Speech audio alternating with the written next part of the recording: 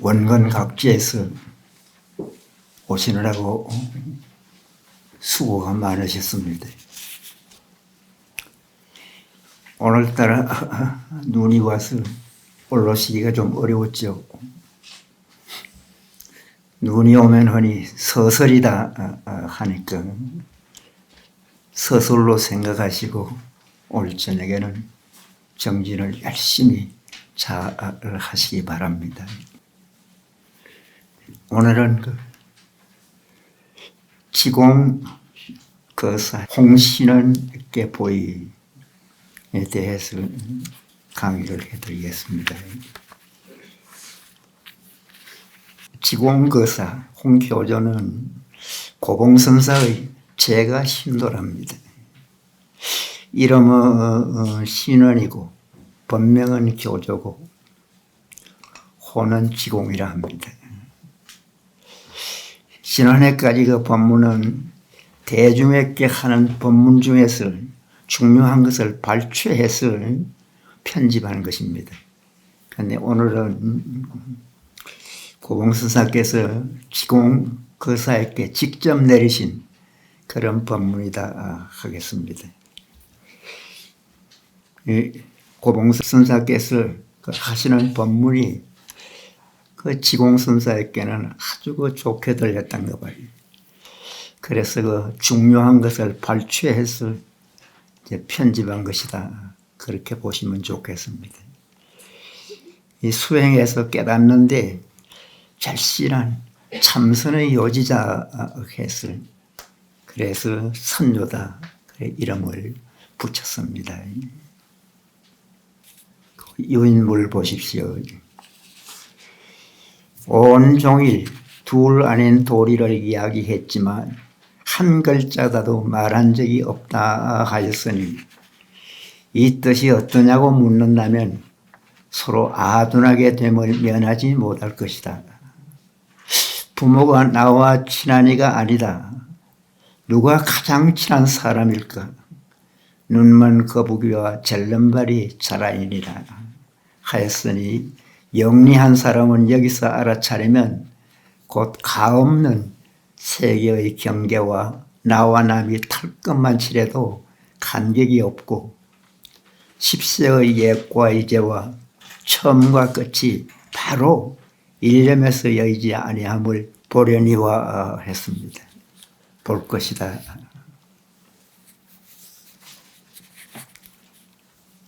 온종일 둘 아닌 도리를 이야기했지만 한 글자도 말한 적이 없다. 이런 법어가 많습니다.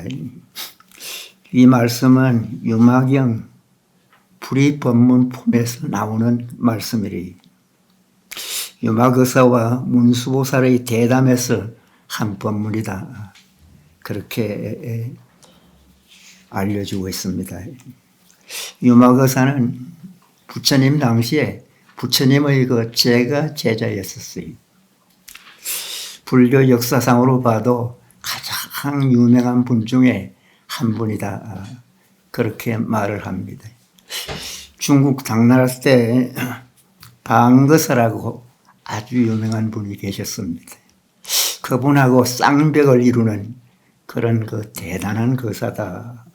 그렇게 알려지고 있습니다.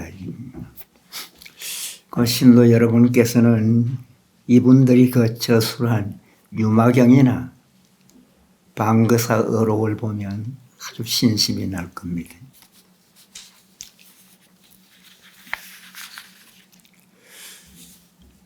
이 뜻이 무엇이냐고 묻는다면 서로 아둔하게 됨을 면하지 못할 것이다 했습니다.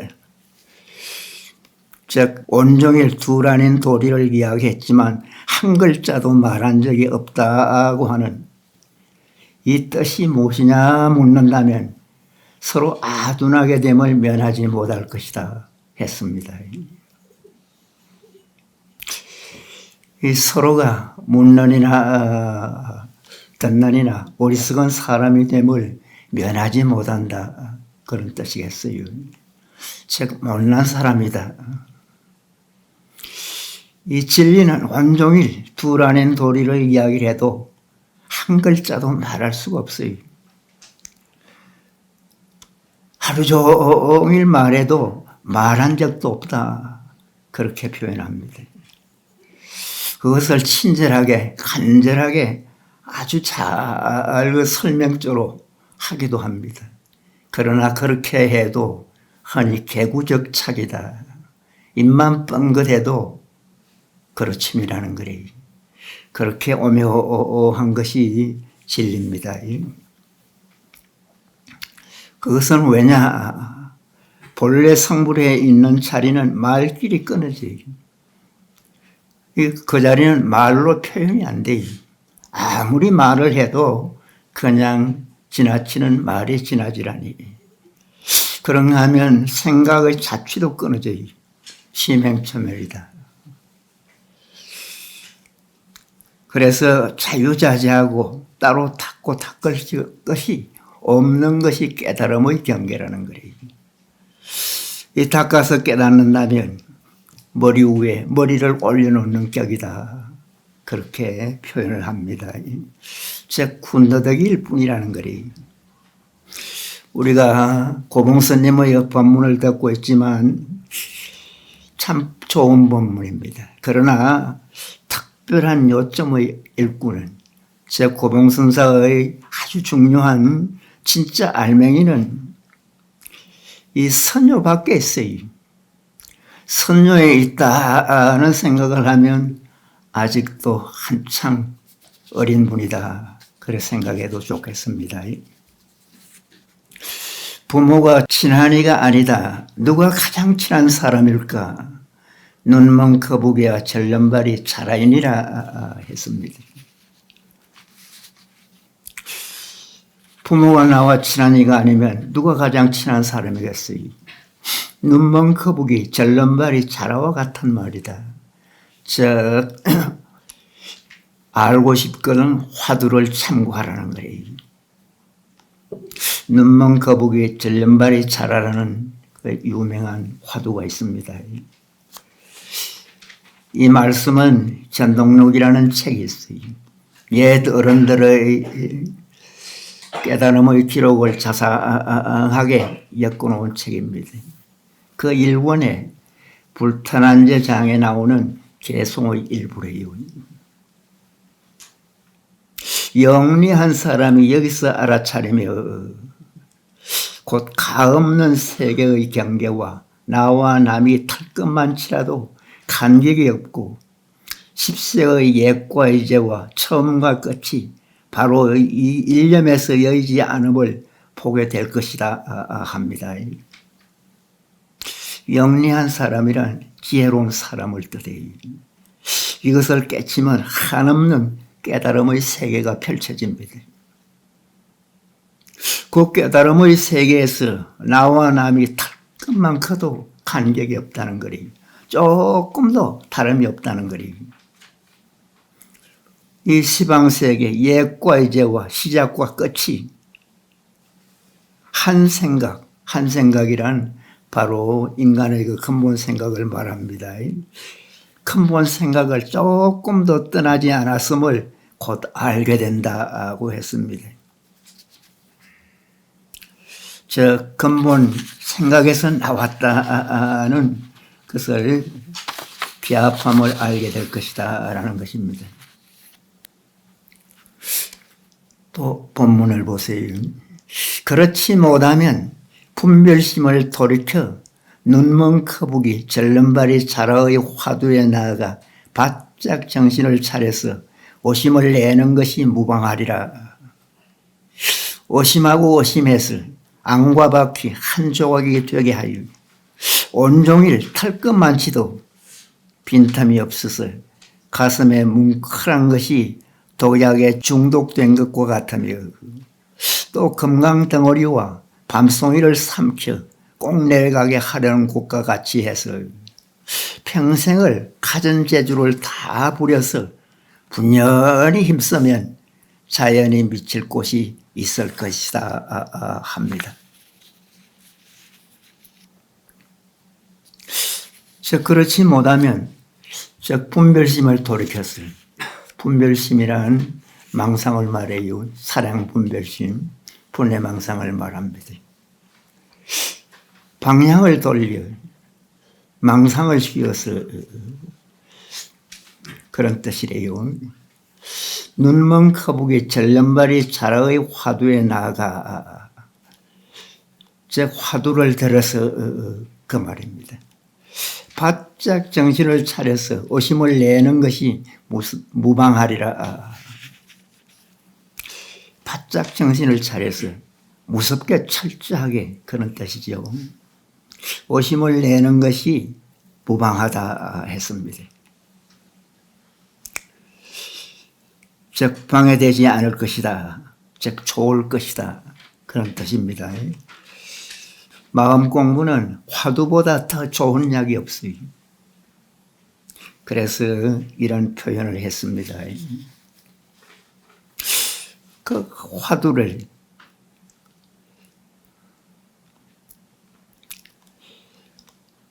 의심하고 의심했을 안과 밖에 한 조각이 되게 했을 온종일 털끝만큼도 빈틈이 없어서 가슴에 뭉클한 것이 독약에 중독된 것과 같으며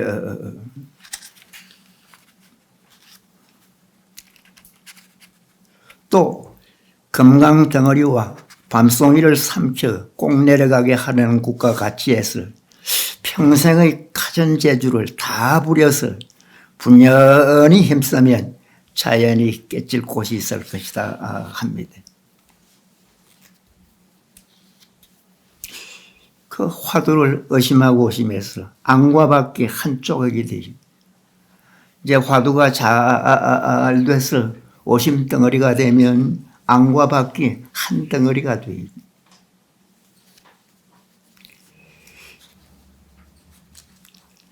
그러면 온종일 털끝만큼도 빈틈이 없었어요. 그 가슴에 뭉클한 것이 독약에 중독된 것과 같으며 또 금강덩어리와 밤송이를 삼켜 꼭 내려가게 하려는 것과 같이 해서 평생의 재주를 다 부려서 분연히 힘쓰면 자연히 깨칠 곳이 있을 것입니다 합니다. 화두를 오직 의심하고 의심했어요. 안과 밖이 한 덩어리로 만들었어요. 그 의심 덩어리가 더 크면 온 몸 전체가 한 덩어리가 돼요. 의심이 더 커지면 나와 세계가 온통 한 덩어리가 돼요. 흔히 천지가 화두 덩어리 뿐이다. 이제 그런 표현도 하신 분이 있습니다. 화두가 그렇게 점점 커졌어요. 오직 화두뿐인 그런 상태가 됩니다. 온종일 털끝만큼도 조금도 그런 뜻이래요. 털끝만큼도 빈틈이 없었어요. 털끝만큼도 빈틈이 없다는 것은 화두가 간단히 없다는 거래요. 화두는 조금도 간단히 없어야 돼. 간단히 없게 하는 것이 잘하는 것이다. 그래 보시면 되겠습니다. 화두가 잘 되게 하려면 조금도 끊임이 없도록 해야 됩니다.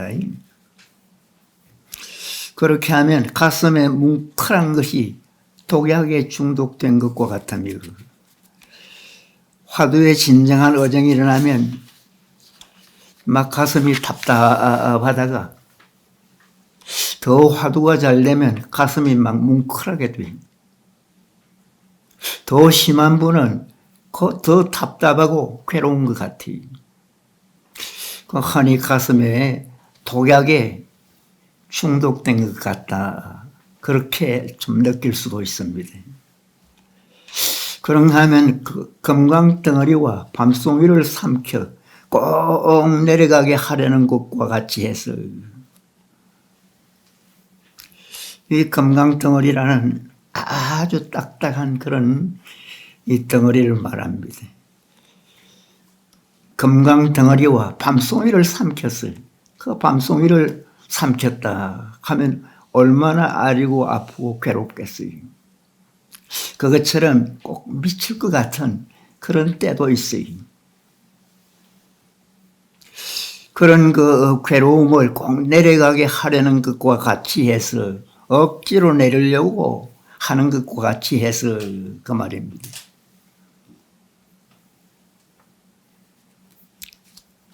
즉 아주 아프고 괴로운 것을 참고 견디며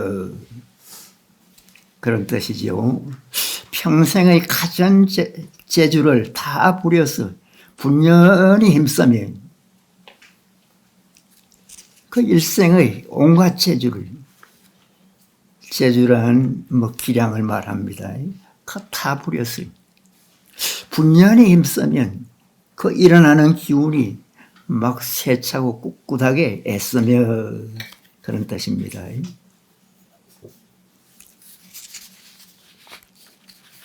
그러면 자연히 깨칠 곳이 있을 것입니다. 그 안 될 것 같고 깨치면 그렇게 멀게만 느껴지던 그 화두가 자연히 깨칠 곳이 있습니다. 화두가 잘 돼서 의심덩어리가 돼도 의단이 돼도 편안하고 괴롭지 않고 좋은 기분을 느끼면서 깊은 체험을 하는 분이 있는가 하면 어떤 분은 선사의 말씀처럼 말할 수 없이 막 표현조차 어려울 정도로 그 괴롭게 참고하는 분도 있습니다. 이런 차이는 어디서 나오느냐? 화두의 어정을 어떻게 일으키느냐에 달려 있어요. 이 화두 참고는 적당히 알맞게 해야 돼요. 부처님 말씀에는 이 공부는 비파 퉁기듯이 해라 그런 말이 있어요. 비파가 아무리 좋은 비파라도 이 비파줄을 잘 조절을 해야 돼요. 퉁기는 것도 아주 적당하게 퉁겨야 됩니다. 그래야 묘음이 나옵니다. 그렇듯이 화두도 아주 적당하게 아주 알맞게 하라는 거리. 급히도 하지 말고 느리게도 하지 말고 강하게도 말고 약하게도 말며 막 심하게 밀어붙이지 말고. 그런데 하다가 보면 화두는 잘 안 되지 막 밀어붙이니까 잘 되는 것 같아. 그렇게 해야 기분을 느껴요. 그래서 이제 되게 밀어붙이듯이 그렇게 하는 분도 있어요. 그런 분은 이제 어려움을 고봉스님 말씀 같은 이런 어렵고 괴롭고 힘든 것을 느끼기가 쉽습니다. 어쨌든 수행은 지혜롭게 해라. 이 지혜를 무척 많이 강조하는데 아무리 강조해도 부족한 것이 지혜다 합니다. 그런 지혜가 훗날 참으로 대단하면 천하를 움직이는 그런 지혜가 될 것입니다. 이 화두 수행은 아주 지혜롭게 적당히 알맞게 하면 깊은 체험을 하면서도 별 괴로움이 없이 무난히 쉽게 할 수 있어요. 그런가 하면 오묘한 마음이 고요했다가 아주 편안하고 진정한 그 행복을 느끼는 그런 그 좋은 기분을 느끼면서도 할 수가 있는데 같은 공부를 해도 하기에 따라서 아주 어렵고 괴롭고 힘들게도 합니다. 그런 분들이 대체적으로 좀 강한 분인데 이 화두는 강약을 적당하게 구사할 줄 알아야 돼요. 강하게도 하면서 약하게도 하고 약하면서도 강하게 적당하게 알맞게 하는 이제 그런 공부가 진정한 공부로 들어가기가 쉽습니다.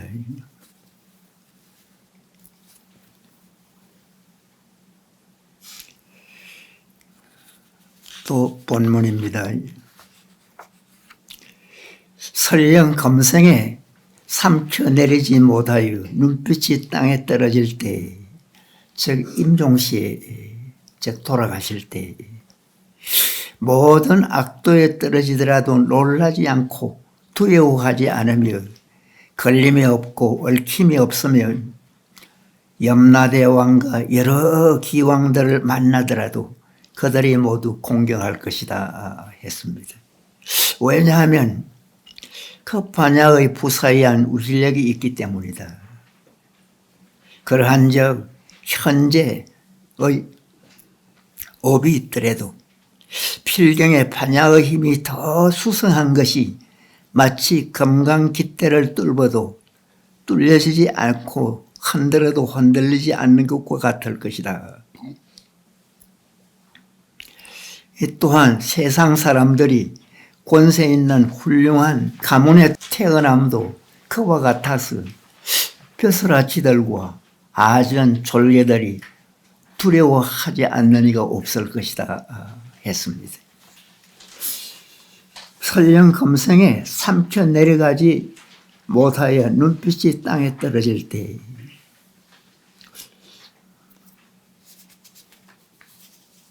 앞에 그 화두가 가슴에 뭉클한 것이 독약에 중독된 것과 같으며 또 금강 덩어리와 밤송이 같이 참기 어려운 것 같은 것을 해결하지 못하고 임종을 맞이할 때, 즉 화두가 참으로 잘 될 때인데 해결하지 못하고 이제 돌아가실 때 그 말입니다.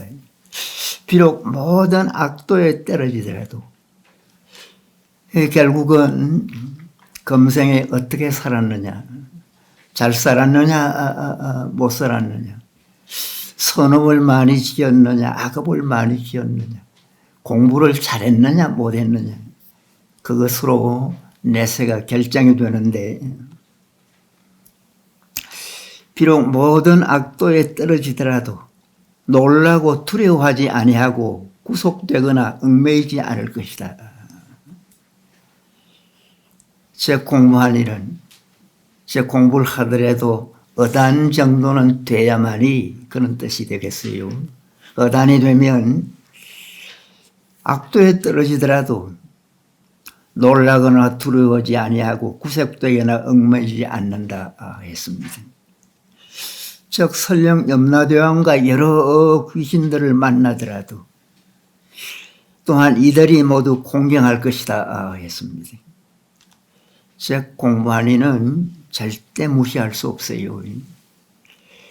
왜냐하면 반야의 부사의한, 즉 불가사의한 그 우실력이 있기 때문에, 그 위험 있는 힘이 있기 때문입니다.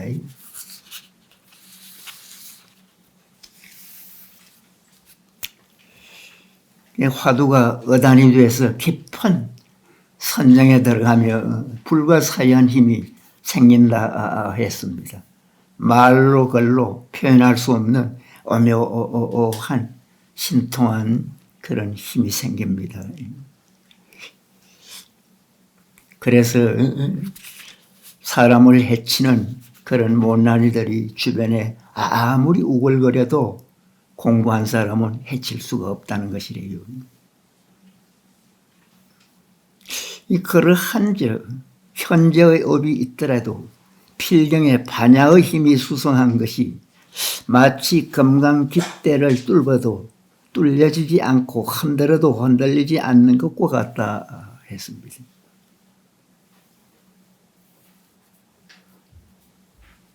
그러한 즉 그러하다며 수많은 현재의 업이 있더라도 지난 생에 살다가 보면 좀 잘못 살아서 악업이나 못난 업이 있더라도 필경에 반드시 그 반야의 힘은, 반야의 위대한 힘은 금강당자라. 우리도 보광전에 옆에 가면 당간지주라고 있습니다. 그 야단 법석할 때 괴불통화를 거는 개불통하고 거리를 말하죠. 그거는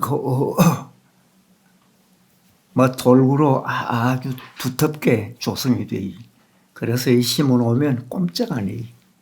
큰 그런 괴불탱화를 모셔도 뭐 바람이 불어도 끄떡 않을 정도로 그렇게 강한 그런 그 금강당자가 바로 당간지주를 말해요. 같아서 뚫어도 뚫리지 않으며 흔들어도 움직이지 않는다. 이 업이 아무리 두터워도 막 뚫으려고 하고 흔들어도 꼼짝 않는다는 거래요. 업을 무너뜨릴 수가 없다는 거래요. 그런 정도가 돼도 당당하게 맞설 수 있다는 이제 그런 뜻이 되겠어요. 즉 반야의 힘이 그만큼 대단하다는 것입니다. 또한 세상 사람들이 좋은 사람, 권세 있는 훌륭한 가문에 태어남도 그와 같아서 벼슬아치들과 아전 졸개들이 두려워하지 않는 이가 없을 것이다 했습니다.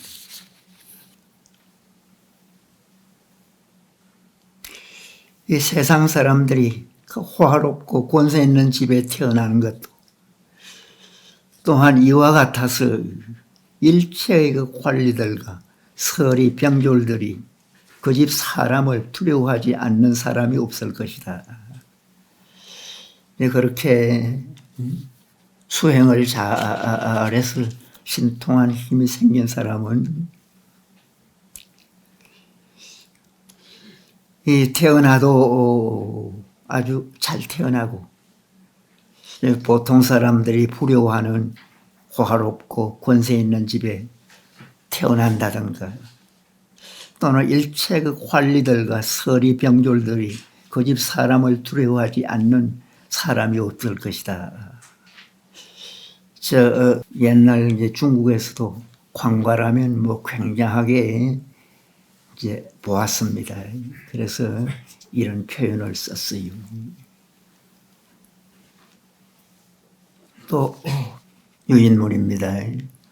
물건을 땅에 던지면 무거운 쪽이 먼저 닿는 것과 같나니 목전에는 비록 이루어지고 머물고 무너지고 없어지는 등의 모양이 있지만 용이 허물을 벗어버리는 것과 같으며 나그네가 잠시 여관에 숙박하는 것과 같아서 실로 그 본주인은 생멸이 없으며 거래가 없으며 정감이 없으며 노소가 없어서 끝없는 옛적부터 금생에 이르도록 낳다 죽었다 하여 천만 번 변화해도 털끝만 피도 많지도 옮기거나 바뀌어지지 않는다 했습니다.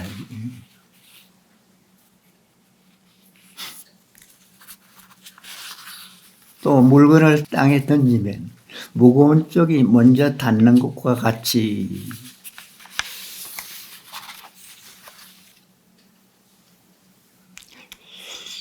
이 말은 우리 불법이 우주 만유의 근본 이치에 따지고 보면 바로 섭리고 그래서 불법은 어떤 불법보다도 우선한다고 합니다.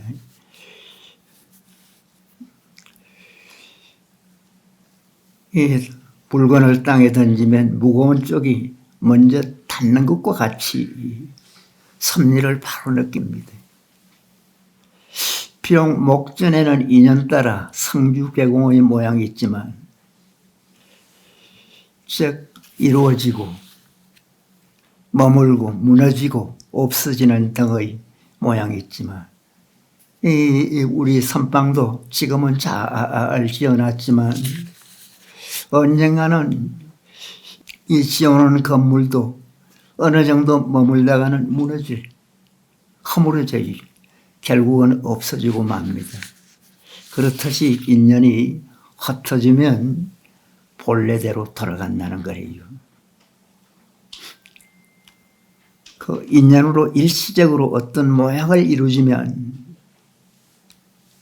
용이 위험을 보이다가 허물을 벗어버릴 것 같았어요. 용이 그 위험 있을 때는 뭐 굉장합니다. 그러나 용도 허물을 벗어버리면 아주 보잘것없는 흙덩어리와 물방울이 돼. 이 나그네가 잠시 여관에 숙박하는 것과 같다. 나그네는 그 잠시 여관에 머물다 갈 따름이래. 그것처럼 인간의 본주인, 흔히 본래 명목이다 합니다.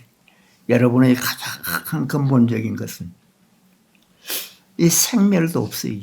생하는 것도 없고 멸하는 것도 없다는 거예요. 겉으로 보기에는 분명히 생하고 분명히 멸합니다. 그러나 근본은 생멸도 없고 거래도 없습니다. 오고 가는 것도 없어요. 사람이 태어나고 죽는 것도 거래다 하겠는데 그 거래도 형상은 분명히 거래를 하지만 근본은 거래를 하질 않니. 정감도 없으니 많아지고 감해지는 것도 없으니 또 노소도 없으니 끝없는 옛적부터 천만 번 변화하여도 본성은 탈 것만 치도 옮기거나 바뀌어지지 않는다 했습니다. 그렇습니다. 자상하게 보면 뭐 수시로 바뀌는 것 같지만 겉모양만 바뀔 따름이래. 근본은 조금도 바뀌어지지 않는다는 것입니다.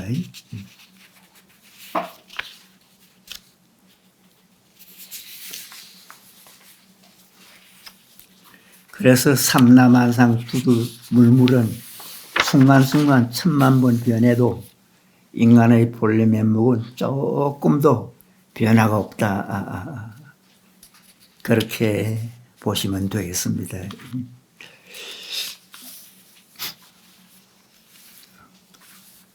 다음에도 조금 더 있는데 다음 시간에 해드리겠습니다.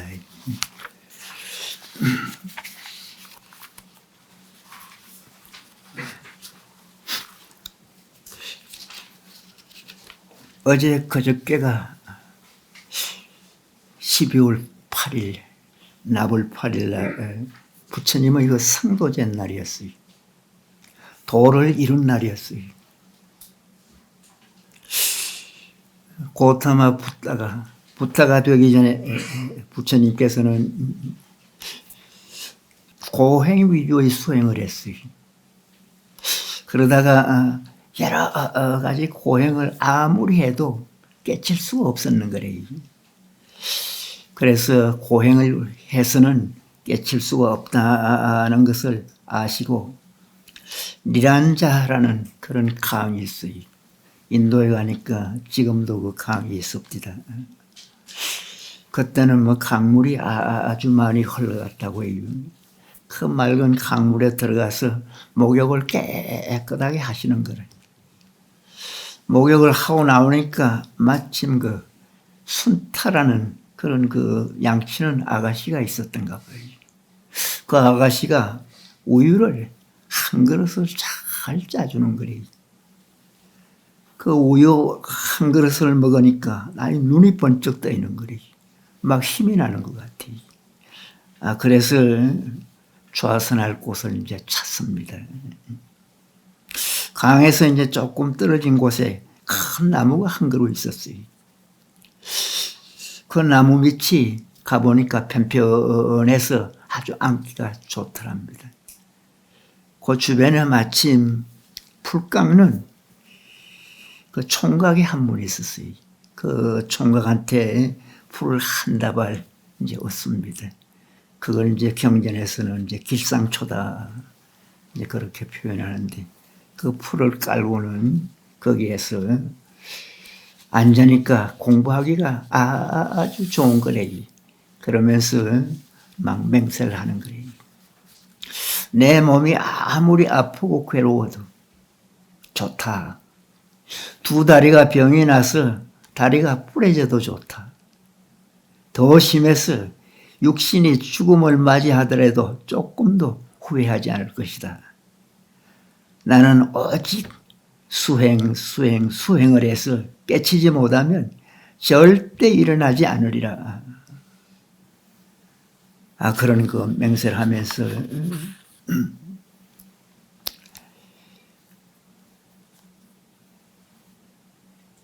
안 씁니다. 일주일을 아주 용맹정진해요. 그러다가 지난 12월 초 8일 날 저 동틀 무렵 저 동쪽 하늘에서 유난히 반짝이는 샛별을 보고 순간 깨치게 됩니다. 그래서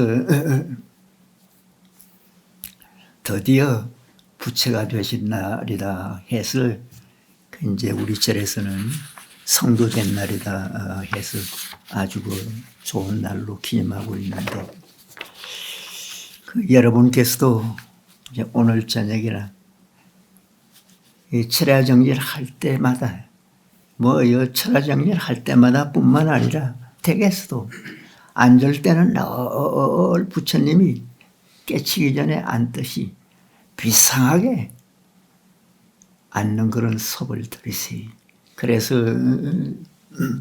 앉는 순간부터 일어날 때까지는 한순간도 화두를 놓치지 마시고 오직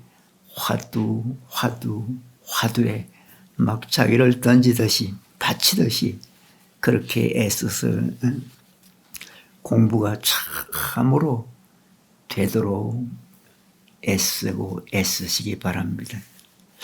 어쨌든 이 공부는 해도 되고 안 해도 되는 공부가 아니라 반드시 해야 되고 꼭 해야 되는 공부가 바로 이 공부다. 그래 생각하시면 좋겠어요. 여러분이 이 공부를 만나는 것을 참으로 다행스럽게 생각하면서 금생에 이 내생에 미루지 마시고 건강하고 아직도 공부할 만할 때 막 자기를 던지듯이 바치듯이 애써서 화두에서 참 행복과 보람을 느끼시기 바랍니다. 화두가 순일하다가 더 깊어지면 아주 성성하고 착적합니다. 더 성성하고 착적하게 애쓰다가 보면 오심덩어리가 돼요. 의심이 막 동로하는 그런 상태까지 됩니다. 그렇더라도 놓치지 말고 참으로 했으면 앞에서도 나왔습니다만 신통한 그런 기분을 느낄 수도 있어요.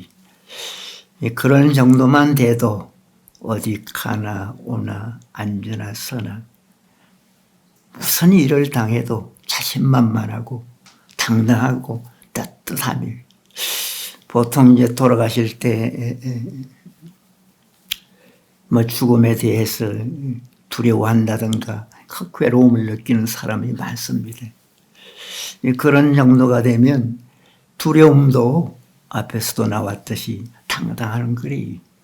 즉 그럴 정도로 최상의 그 기분을 느끼면서 일생을 잘 마무리할 수가 있는 것이 이 공부다 하겠습니다.